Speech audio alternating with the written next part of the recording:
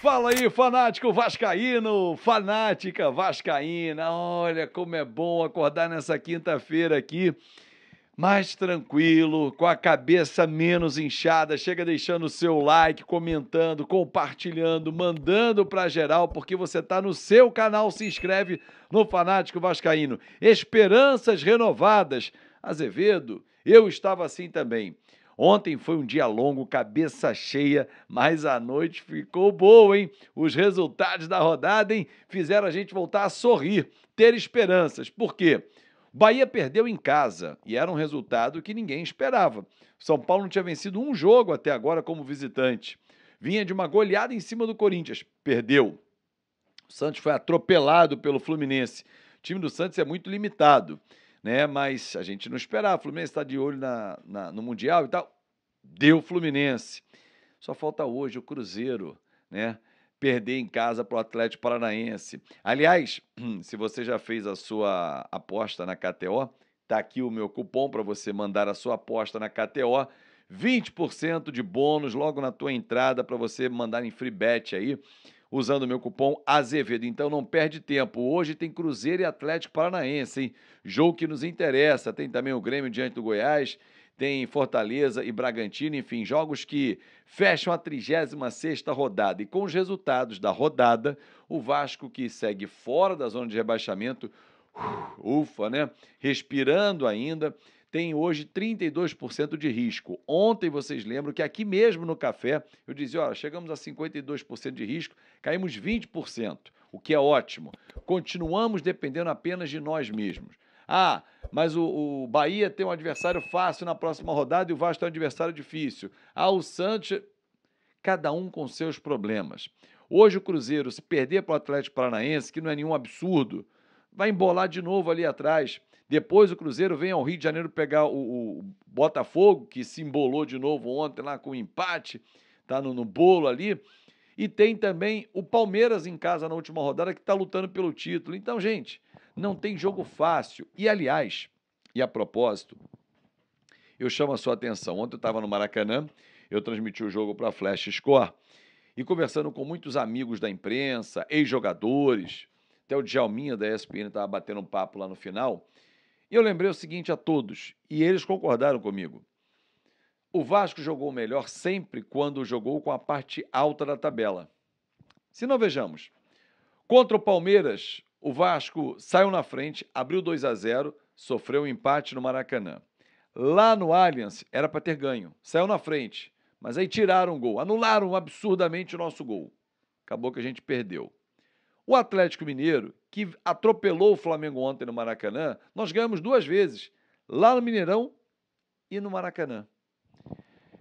Quem mais? Botafogo. Perdemos no turno e ganhamos no retorno, quando o Botafogo ainda era o líder.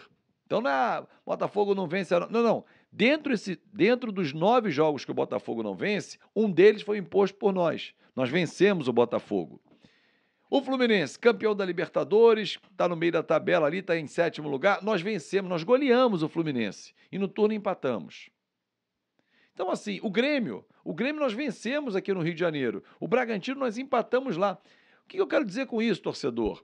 O Atlético Paranaense nós empatamos lá, perdemos em casa, é verdade, que ainda era o início do trabalho do Ramon.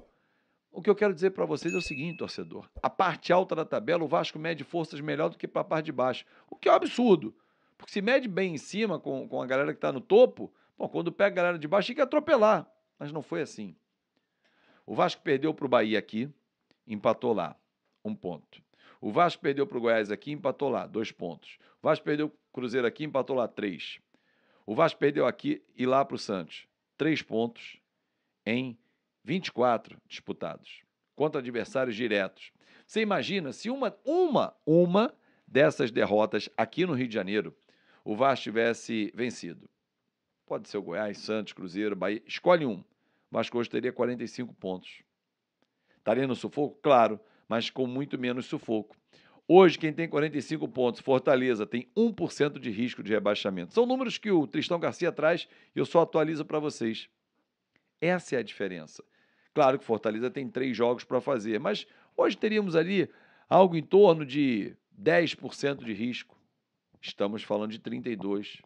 mas o bom dessa rodada, que deu para encher o peito de novo, no Novembro Azul, que eu brinquei até ontem na nossa live do Mundo Ed com o Eric Johnson, novembro não acabou, acaba hoje. Ontem foi o alívio. Quem sabe hoje a gente não consegue respirar realmente aliviado com o Cruzeiro mais perto. Ah, mas se o Cruzeiro empatar ou ganhar, vai 45 ou 47. Se ele ganhar, acaba. O Cruzeiro tá fora. Mas, cara, tem Santos, tem Bahia. A gente só precisa de um time para ficar atrás de nós. Claro que o ideal era o Vasco pegar até uma Sul-Americana. E esse time do segundo turno, o time do Vasco que está jogando o segundo turno, não merece cair. Esses caras estão honrando a camisa do Vasco. Esses caras estão jogando pra cacete. Tanto é que o Vasco, deixa eu até olhar agora aqui, para não. É a quinta melhor campanha ainda. Quinta melhor campanha do retorno. Se o Grêmio vencer hoje, o Grêmio vai a 28 pontos. A gente cai para a sexta campanha de retorno. Para que a gente tenha uma ideia de que a corrida de recuperação é pesada, mas no segundo turno estamos desempenhando e tendo resultados. Agora, pagamos pelos absurdos cometidos no primeiro turno. Fizemos 26 no segundo turno, né? Mas o primeiro turno foi um absurdo. Fizemos 16, sendo que dos 7 pontos conquistados, dos 16, foram com Ramon Dias já, que eram jogos ainda do primeiro turno. Por exemplo, nós vencemos o Grêmio no primeiro turno, 3 pontos. Ramon Dias, gol do Verratti. Empatamos com o Bragantino. Os 2 próximos jogos que vamos fazer para encerrar foram do primeiro turno, 4 pontos com o Ramon Dias. E mais os 3 do América Mineiro. Então ganhamos 7 naquele jogo atrasado, sob a direção de Ramon Dias, que erra e acerta como muitos treinadores. Mas a capacidade técnica, a entrega dele, principalmente o empenho em dirigir o Vasco, isso aí tem que ser muito levado em consideração. E tenho certeza, torcedor, que você leva. Hoje, mais tarde, eu vou fazer um vídeo em que eu quero já propor a você, já para pensar, e no próximo vídeo a gente vai bater papo, sobre a melhor formação. Porque voltam Michael, Léo, fica à disposição, Marlon Gomes está de volta e fez muita falta contra o Corinthians. Qual é a melhor formação para o Vasco? Payet tem que ser titular. Zé Gabriel, Marlon, Paulinho e Payet, Peck e Verratti, gosto desse sexteto para frente. Mas é um papo para o nosso próximo vídeo. Muito obrigado pelo carinho, pela sua atenção. Chegou até aqui? Deixa o seu like, comenta, compartilha para geral, dá uma olhada se está inscrito. Se não, se inscreve no nosso canal. Ele é nosso, é o Fanático Vascaíno que fala olhando no seu olho para bater papo para você. Muito obrigado pelo carinho, pela atenção e até mais tarde aqui no nosso Fanático Vascaíno. Tchau!